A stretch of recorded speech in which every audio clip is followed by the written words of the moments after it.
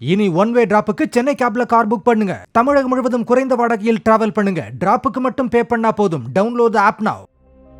கடந்த 12ஆம் தேதி பொங்கல் பண்டிகையை ஒட்டி ரிலீஸ் ஆன அருண் விஜயின் மிஷன் சாப்டர் 1 படம் மிக சிறப்பான விமர்சனங்களையும் வசூலையும் பெற்று வருகிறது.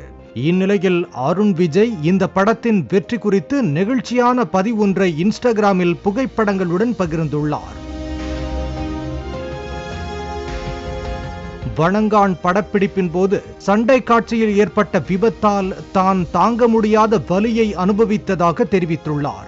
விபத்தின் போது எலும்பு முறிவு ஏற்பட்டதோடு தசை நார்கள் கிழிந்ததால் 2 மாதங்கள் படுத்த படுக்கையாக கிடந்ததாகவும் அவர் தெரிவித்துள்ளார்.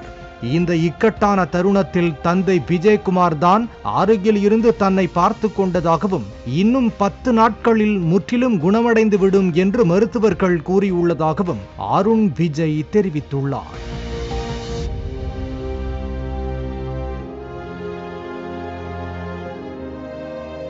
ஜல்லிக்கட்டு தொடர்பான படத்தில் நடிக்க ஆசை இருப்பதாகவும் டூப் போடாமல் வீரனாக நடிக்க வேண்டும் என்றும் கருதுவதாகவும் அருண் விஜய் தெரிவித்துள்ளார்.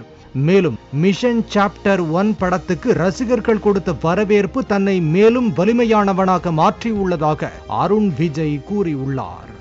இனி ஒன் வே டிராப்புக்கு சென்னை கேப்ல கார் புக் பண்ணுங்க. தமிழகம் முழுவதும் குறைந்த வாடகையில் டிராவல் பண்ணுங்க. டிராப்புக்கு மட்டும் பே பண்ணா போதும். டவுன்லோட் தி ஆப் நவ.